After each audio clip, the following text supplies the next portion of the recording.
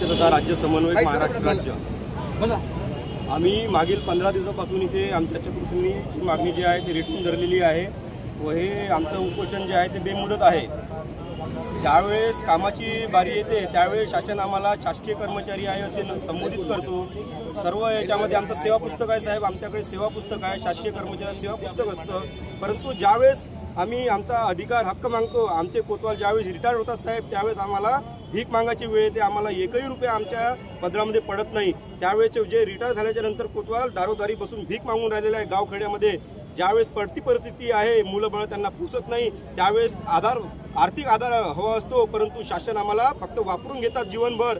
व त्यानंतर पुन्हा एक महत्त्वाची सांगायचा विषय म्हणजे आमची शासन एक प्रकारे थट्टा करत आहे। आम्हाला चप्पल भत्ता म्हणून फक्त 10 रुपये देऊन राहिलेले साहेब, कारण 10 रुपयात कोणती चप्पल येतात महसूल मंत्री साहेब, मुख्यमंत्री साहेब आम्हाला सांगा तुम्ही, कोणत्या दुकानात चप्पल भेटतात ते 10 रुपयाची? आम्ही त्या दुकानात जाऊ आणि ते चप्पल घेऊन येऊ, कारण 10 रुपयात ही चप्पल मिळत नाही। शासन आमची एक प्रकारे तोंडाला पाणी पुसण्याचे कामं करून राहिलेले आहे, एक प्रकारे गरीब लोकांची थट्टा करून राहिलेली आहे। त्यामुळे शासनाला मी एकच विनंती करतो की आम्हाला चतुर्श्रेणी बहाल करून, चतुर्श्रेणी कर्मचाऱ्याचा दर्जा बहाल करून आम्हाला मानधन नको आहे साहेब, 1 रुपयाही मानधन वाढ नको आहे आम्हाला पाहिजे फक्त जगण्याचा अधिकार। त्याकरिता आम्ही संविधान चौकात इथे बसलेलो आहोत आणि आम्हाला जोपर्यंत तो अधिकार मिळत नाही तोपर्यंत आम्ही इथून उठणार नाही आहोत। हेच आमचं मुख्यमंत्री आणि महसूल मंत्री साहेबांना सांगणं आहे। किती वर्षापासून म्हणजे तुम्ही कोतवाल म्हणून काम करत आहात आणि तुमचा जो मानधन आहे तो वाढवीस गेला नाही आहे? मी 22 वर्षापासून काम करतोय महसूल सेवक म्हणून, पण अजूनही तुमचा वाढलेला नाही? टप्प्याटप्प्याने वाढवलेलं आहे शासनाने, पण एकदम असं की आता आम्हाला पहिला मी ज्यावेळी जॉईन झालो तेव्हा 1810 रुपये होता, त्यानंतर 5000 झाला, त्यानंतर 7500 झाला आणि आता डायरेक्ट 15000 केला। आणि मागच्या वर्षी आम्ही ज्यावेळेस आंदोलन केलं आज जवळजवळ त्याला वर्ष झालं, 26/9लाच। त्यावेळेस आम्हाला त्यांनी काय केलं की 2026 मध्ये तुम्हाला 15% वाढ करण्यात येईल, 10%। त्यावेळेस आम्हाला अजून 1500 रुपये मिळणार आहेत। त्यामुळे तुम्हाला किती हवंय मानधन? आम्हाला 4 क्लासमध्ये द्या म्हणतोय, आम्हाला मानधन नाही, आम्हाला 4 क्लासमध्ये म्हणजे आमच्या सगळ्या त्यातल्या DA वगैरे घरभाडे वगैरे सगळं त्यातून मिळेल आम्हाला। अच्छा, तुम्हाला चतुर्थ श्रेणीमध्ये महसूल विभागात द्यायला हवं? इथं चतुर्श्रेणीच पाहिजे आम्हाला। तुम्हाला मानधन नको? मानधन नको, 4 क्लासमध्ये घ्या। शासन सेवेमध्ये तुम्हाला समाविष्ट करायला हवं, ही तुमची मागणी आहे? जर शासन सेवेमध्ये चतुर्थ श्रेणीमध्ये जर तुम्हाला समाविष्ट केलं नाही तर या उपोषणाचा काय? आम्ही पुढे संघटना ठरवून तीव्र पद्धतीचं आंदोलन करणार आहे। आम्ही कुठे करणार? या इथंच नागपूर नगरीमध्ये। आता अधिवेशन आहे नागपूरला, हिवाळी अधिवेशन, आमचं कंटिन्यू आंदोलन चालू राहणार आहे। जोपर्यंत आमची 4 क्लास मागणी मंजूर होत नाही तोपर्यंत आम्ही आंदोलन आमचं काही सोपी चालू ठेवणार आहे।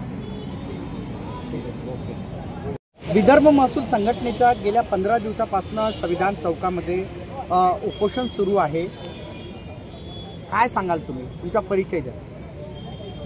ॲक्च्युली माझं नाव डॉक्टर उमेश वावरे, मी वैज्ञानिक होतो, बाहेर देशामध्ये सायंटिस्ट होतो, आता इथे मी सोशल वर्क करतो। मला जेव्हा माहीत पडलं की कोतवाल संघटनेची संपूर्ण महाराष्ट्रामध्ये जेव्हा 15 दिवसापासून इथं उपोषण सुरू आहे, पण इथं आतापर्यंत कोणी म्हणजे जे रिस्पॉन्सिबल पर्सन आहे, माननीय देवेंद्रजी फडणवीस असो की माननीय चंद्रशेखरजी बावनकुळे सर असो, यांनी कोणी यांना व्हिजिट केली नाही किंवा यांचा मार्ग सोडण्याचा प्रयत्न केलेला नाही। आज नागपूरमध्ये बावनकुळे साहेब असतात, पण यांनी कमीत कमी महाराष्ट्राच्या आमच्या माता बहिणी आल्या आहे, त्यांच्यासाठी तुम्ही भेट जर देत नसाल तर हे सरकार खरंच संवेदनशील आहे का? आणि यांच्या हे आज गरीब लोक आहे, शेतकऱ्यांचे मुलं आहे, आज पाण्या पावसामध्ये इथे बसले आहे। आज याच्या मागण्या जर तुम्हाला मान्य करायच्या नाही तर मग तुमचा महाराष्ट्र किंवा देश कशात आले? तुम्ही आता इथे भेट दिलेली आहे या उपोषण स्थळाला, तुम्ही एक सामाजिक कार्यकर्ता सुद्धा आहात। बावनकुळे साहेब हे नागपूरचे पालकमंत्री आहेत, महसूल मंत्री आहेत, काय वाटते तुम्हाला यांची दखल का घेत नाही ते? आता ॲक्च्युली कसं आहे, माननीय चंद्रशेखरजी बावनकुळे साहेब हे पालकमंत्री आहे आणि महसूल मंत्री आहे, बरोबर का नाही?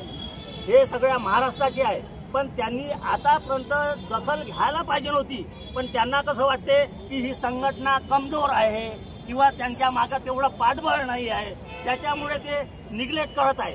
पण आज मला सांगा, त्यांच्या स्वतःचा मुलगा किंवा स्वतःची मुलगी जर कोतवाल असती तर ते मागं राहिले असते का? सांगा ना तुम्ही. आज महाराष्ट्र शासनाजवळ पैसा नाही. कसा आहे पैसा नाही? तुम्ही लाडकी बहिणीला पैसा देऊन राहिले. आज शेतकऱ्याच्या मालाला भाव देऊन राहिले. जेव्हा लाडकी बहिणीने मागणीच नाही केली तर तुम्ही 1500 रुपये देत आहे. आणि आज आमचे कोतवाल बंधू ते जाऊन सकाळपासून संध्याकाळपर्यंत शेतातमध्ये कोतवालाच्या सोबत राहतात, याच्या तलाट्या सोबत राहतात, ग्रामपंचायत जो ग्रामसेवक आहेत त्यांच्यासोबत राहतात. आणि त्या लोकांना तुम्ही चतुर्थ श्रेणीमध्ये का घेत नाही? म्हणजे तुम्ही जे गरीब आहे, जे म्हणजे दिव्यांग आहे किंवा जे वंचित आहे, या लोकांना तुम्ही कोतवाल लोकांना सुखसोयीपासून वंचित ठेवण्याचा प्रयत्न तुम्ही करत आहे, असं माझं बोलणं आहे. काय सांगाल? 15 दिवसापासून उपोषणावर आहात तुम्ही. आज 15वा दिवस सुरू आहे. आज आम्ही एकच मागणी घेऊन राज्यभरातील महसूल सेवक या नागपूरमध्ये महसूल मंत्री इथलेच, सीएम साहेब सुद्धा इथले हे असून सुद्धा 15 दिवसापासून आमची कोणतीही दखल घेतलेली नाही. आणि आम्हाला एकच आहे की आम्ही चतुर्श्रेणी घेतल्याशिवाय नागपूर नगरी सोडणार नाही. राज्यभरातील महसूल सेवक एकच गॅस घेऊन इथं जमा झालेले आहेत की आता वेळ झालेली आहे, आर्या पारची लढाई लढू, पण चतुर्श्रेणी घेऊ आणि चतुर्श्रेणी घेऊनच आम्ही ही नागपूर नगरी सोडू. समोर या गेले 60 वर्षापासून मागणी वेळोवेळी आंदोलन केले, नागपूर आंदोलन केलेले, मुंबईला आदरवादाने ठिकाणी सुद्धा आंदोलन केलेले आहे.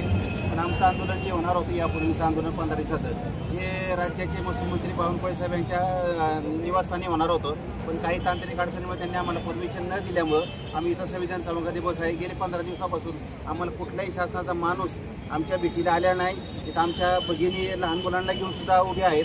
सर्व तन मन धरून पार आमचे महाराष्ट्रातून कानाकोपऱ्यातून लोक या आंदोलनासाठी उपस्थित राहतात. पूर्ण म्हणजे राज्यातील 36 जिल्हे, 358 तालुके, सर्व राज्यातील महसूल सेवक आज संपामध्ये उतरलेला आहे. आजही आम्हाला काही मला आता व्हॉट्सअपवर कळतंय की दामणगाव तहसीलनी की तुम्ही पंचनाम्यासाठी हजर व्हा, अतिवृष्टी झालेली आहे, शासनाने याचे निदर्शन आणून दिले. पण मी संघटनेच्या वतीने सर्व महसूल सेवकांना हे ग्वाही देतो की तुम्ही कुठल्याही पंचनामा न करता इथंच आपल्या आंदोलनास्थळी बसावं. मी त्यांना असं शासनाच्या विरोधात आम्ही काम करणार आहे. महाराष्ट्रामध्ये किती म्हणजे चतुर्थ श्रेणी कोतवाल असतील? 12,737 महसूल सेवक आहेत आमचे. किती वर्षापासून तुमची मागणी आहे? 60 वर्षापासून आमची मागणी आहे. मानधन किती भेटतोय तुम्हाला? आता मानधन आम्हाला 15,000 आहे. किती हवंय आम्हाला? वर्ग 4 मध्ये किंवा 4 क्लासमध्ये घेतलं की आमचं बघता येईल सर्व. तुम्ही सध्या कंत्राटी पद्धतीवर आहात? मानधनावर. मानधनावर.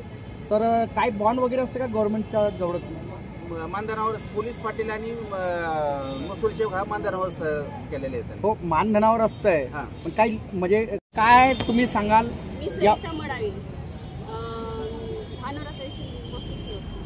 काय नाव आहे म्हटलं तुमचं? काय सांगाल? उपोषणाला तुम्ही आलेले आहात.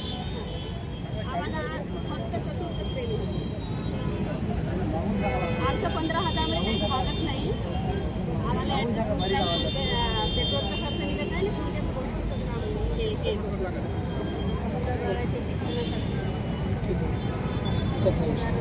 आम्हाला फक्त आणि फक्त